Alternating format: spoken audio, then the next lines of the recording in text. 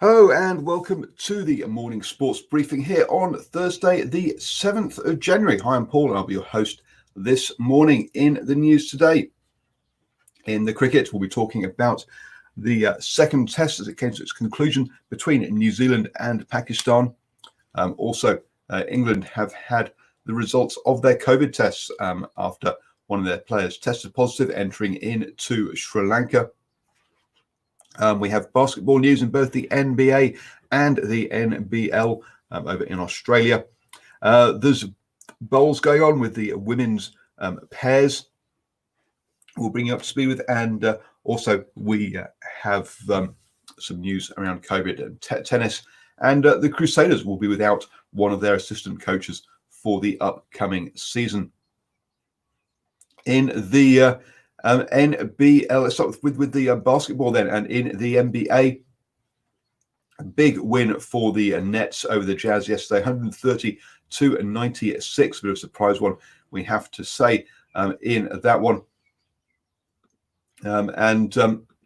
Also, the Lakers got up over the Grizzlies 94-92, which sees them top of the Western Conference now, having by one game ahead of the Suns and the Clippers.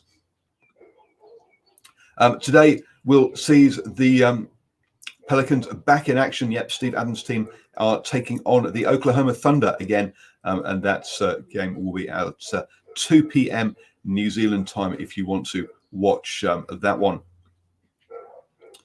Due to the COVID situation in Australia, the NBL start for the season for the New Zealand Breakers has been changed.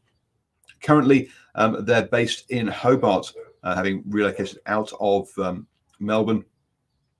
They will kick off their season on January the 17th with a trip over to Perth to play the Wildcats. They'll then head over to South Australian capital for to play the Adelaide 36ers before going back to play the Wildcats again. Originally, the Breakers were supposed to play Melbourne United, the 36ers, and then the Sydney Kings. But obviously, trips in and out of Melbourne and Sydney is much difficult at the moment. Over in the bowls and the national women's singles champion Nicole Twomey has been knocked out of the pairs championships up in Auckland, has failed to make it through to the Thursday's games, the games today.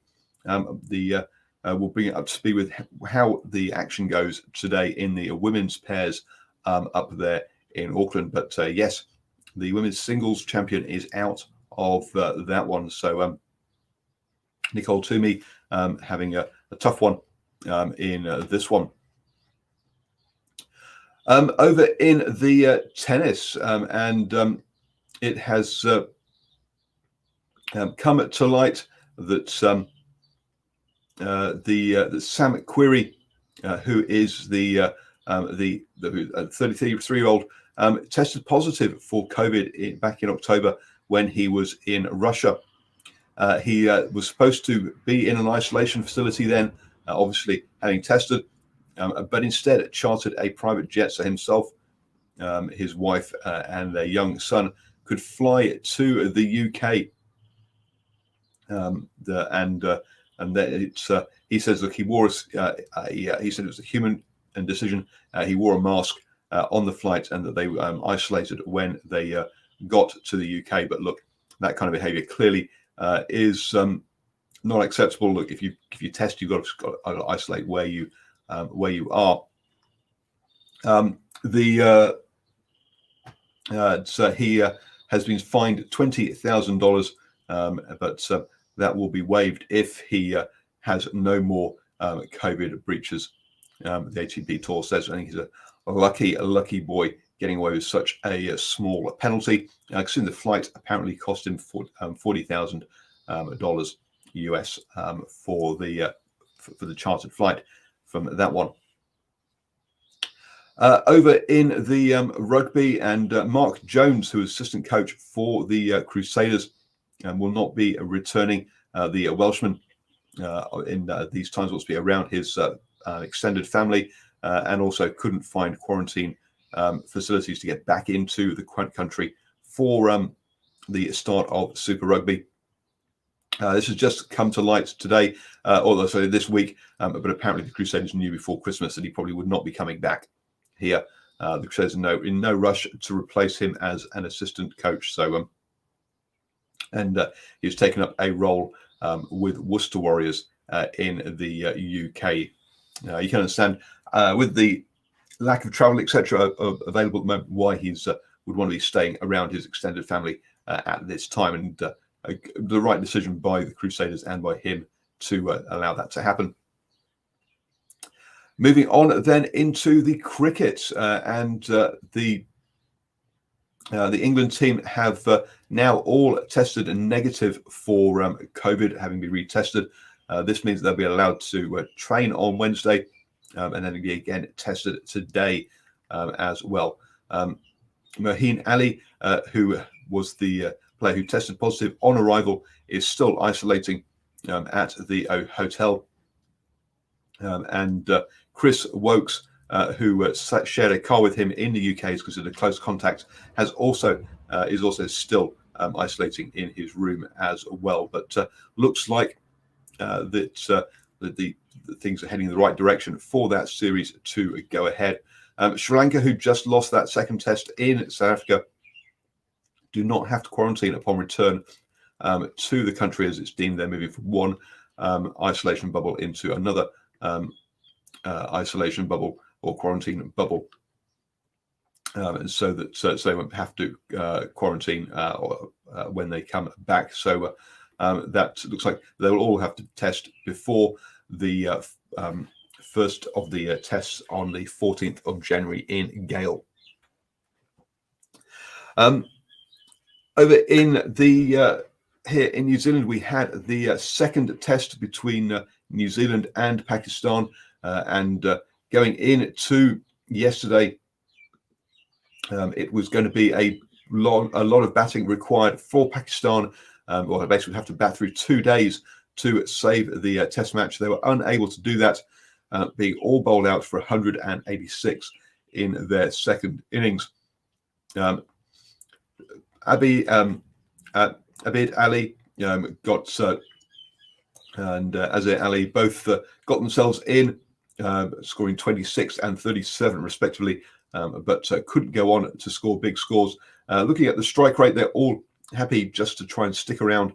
And as we said on Swinging from the Hip last week, if you do that, the bowlers know they can bowl a bad ball and get away with it, and it takes the pressure off the bowlers. They really needed to be scoring their runs as well.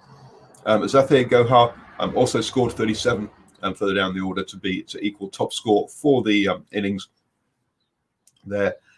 In the wickets, Carl Jamieson took 6 wickets, so 5 wickets in the first innings and 6 in the second. Trent Boult took 3, and Kane Williamson took the final wicket of Shaheen Afridi to finish things. The second to last wicket there in that one.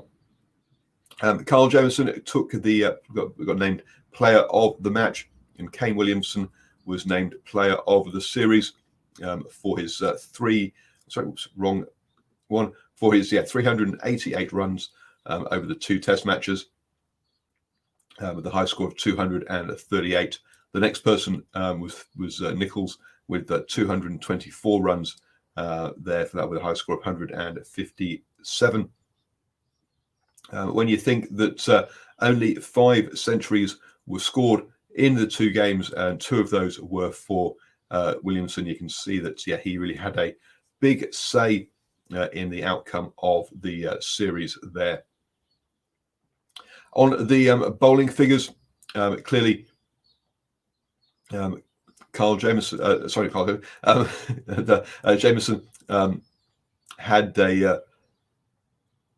a good second test, and those stats are clearly wrong in that one. Sorry, the wrong table there.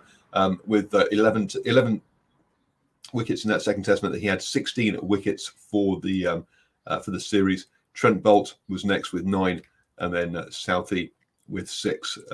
Shaheen Afridi led the Pakistan bowling attack with 6 wickets himself during the series. So that means that New Zealand go top of the world test rankings, number 1, and they're 3rd in the World Test Championship standings, behind Australia and India, with their test series still going ahead in Australia, with 2 more tests to go.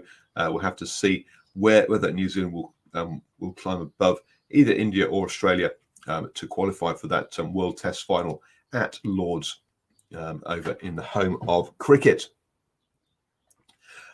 You have now started the day the best way, up to all of the important sports news this weekend. Also, by the way, folks, the surfing and nationals will be taking place in Pihar. It starts on Sunday and goes through to the Saturday, the 16th of January. So yes, a whole bunch of elite surfing coming to Auckland. So get down to Pihar if you want to see some of that over the next week. You have now started the day the best way. That's all the important sports news. Have a wonderful day, folks. I'll be back at 7 a.m. tomorrow morning, bringing you the morning sports briefing.